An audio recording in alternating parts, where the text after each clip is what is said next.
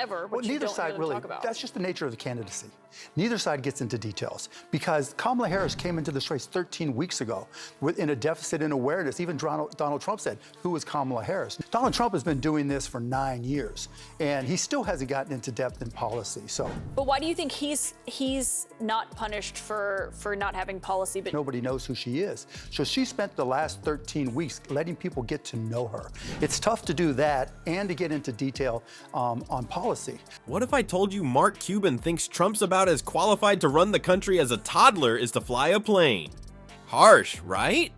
But wait, there's more. Before we move on, I'd like to ask you a small favor. If you appreciate this content, please take a second to like this video and subscribe to the channel. Over 98% of you watch the videos without subscribing. It costs you nothing, but it makes a huge difference to us. So, did you click the subscribe button? Great, thank you so much. Now, back to the video. Cuban's got some choice words for the Donald, and they're spicier than a jalapeno margarita at a Texas barbecue. Stick around to hear why this billionaire thinks Trump's more dangerous than a bull in a china shop. Remember when Mark Cuban thought Trump was the coolest kid on the block? Yeah, those days are long gone. Cuban was all starry-eyed, thinking Trump would waltz into DC and shake things up like a snow globe. But turns out that snow globe was full of dirty water. I mean, it comes across like that to a lot of people. We're looking at how close this race is. And, you know, we had the town hall with Harris this week. We heard from voters saying, I want specifics from her. I want to know what my taxes are going to look like when he likens to, or Harris likens to a Trump sales tax. Right.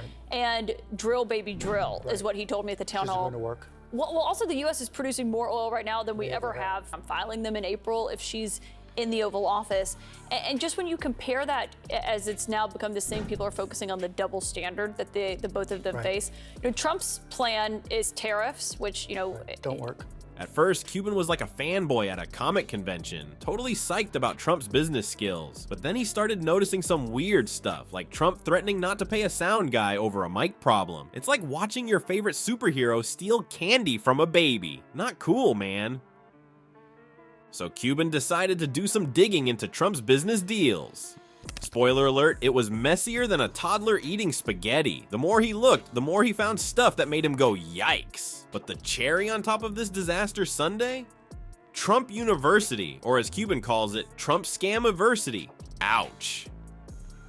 Cuban wasn't pulling any punches when he said, he has a long history of doing this, and no matter how much money he has, he will take advantage of hardworking Americans. That's like finding out Santa Claus actually steals presents instead of giving them out.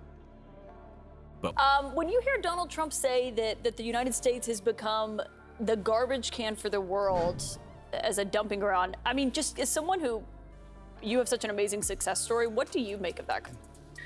You know, when you look at your surrogacy for Harris, you've been out there stumping for her, making the argument for her.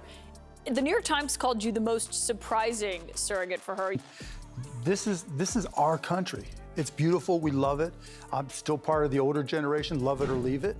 And to say that we've become the garbage can is insulting to every single American. wait, there's more. Trump started talking about slapping big old tariffs on Chinese products. Cuban's reaction, he called it insanity and economic suicide. He warned that if Trump went through with his 60% tariff idea, prices for everyday stuff would skyrocket. It's like Trump wants to make everything cost an arm and a leg, and maybe a kidney too. Declined. It's just reality. Father Time is undefeated. You can't be 78 years old and not expect some decline. Do you think voters see it that way? I mean, obviously it was a major issue for Biden. He's not in this race anymore because of it. They don't see Trump the same way? No, not at all. You don't hear him talk in depth about policies at all. And so you can get by with just sound bites. You can get by with being loud and boisterous and salesy. And to some people, that comes across as being the right thing to do. Because Trump never is intellectual about anything. You don't ever think of Donald Trump and think, wow, that was really an in-depth conversation he had with somebody. You don't think of Donald Trump and say, that was really nuanced in what he had to say about this position or his policy. By this point, Cuban was done. He realized Trump was about as qualified to run the country as a potato is to perform brain surgery. He even said, for him to not pay or even to threaten not to pay a hardworking audio engineer is revolting to me. Looks like Trump's true colors were showing, and they weren't pretty. So hold on to your hats, folks. This his breakup's about to get messier than a food fight at a fancy restaurant. Cuban's not just walking away, he's running, and he's got a megaphone to tell everyone why. Get ready for some political drama that's spicier than a ghost pepper eating contest. You're someone who's known Donald Trump for a long time. You used to actually give him political advice, and I wonder, you know, when you described your relationship, I was looking at this today, in 2016, you said that you and Trump had a love-hate relationship. I mean, he truths about me on Truth Social, but we don't have a relationship. That's as close as we come. I haven't spoken to him since right before he left the White House.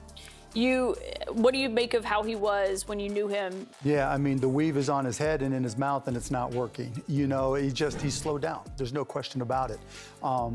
Having known him for 25 years. All right, folks, buckle up because Mark Cuban's about to school us on Trump's so-called economic genius. Spoiler alert, it's about as real as Trump's natural hair color. Remember when Trump bragged about running the country like his business? Well, Cuban's not buying it. He's basically saying that's like letting a bull loose in a china shop. Nothing good's gonna come from that.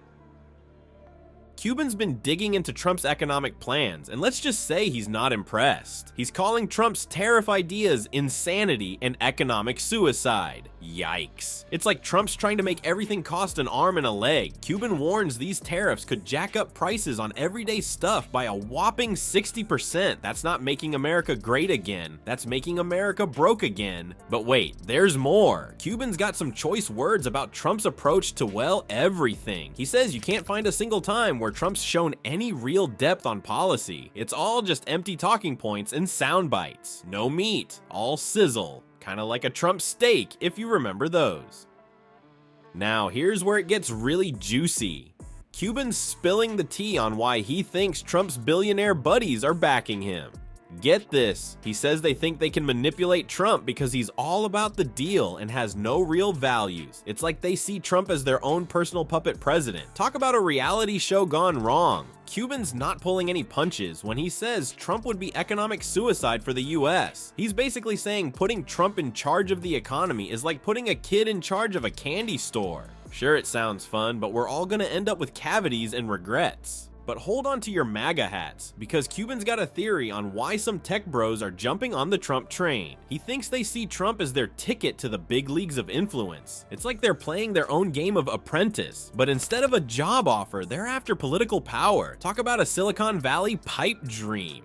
Well, folks, it looks like Mark Cuban's got a verdict on Trump, and it ain't pretty. He thinks Trump's about as fit to be president as a bull in a china shop. And let's face it, that's not exactly a ringing endorsement. Cuban's not pulling any punches, calling Trump a lousy president with a serious lack of character and ethics. Ouch. But here's the kicker. Cuban's crystal ball says Trump's never gonna change his ways. It's like expecting a leopard to change its spots. Except the leopard's got a bad comb over and a Twitter addiction. Cuban's warning us that if Trump gets another shot at the White House, it could be bad news for the economy. He's even comparing it to Detroit's decline. Yikes. So what's Cuban's parting shot? America needs a real leader, not some reality TV star who thinks running the country is like hosting The Apprentice. I mean, come on, we're talking about the most powerful job in the world, not a spot on Dancing with the Stars. Looks like in Cuban's book, Trump's getting a big fat "you're fired."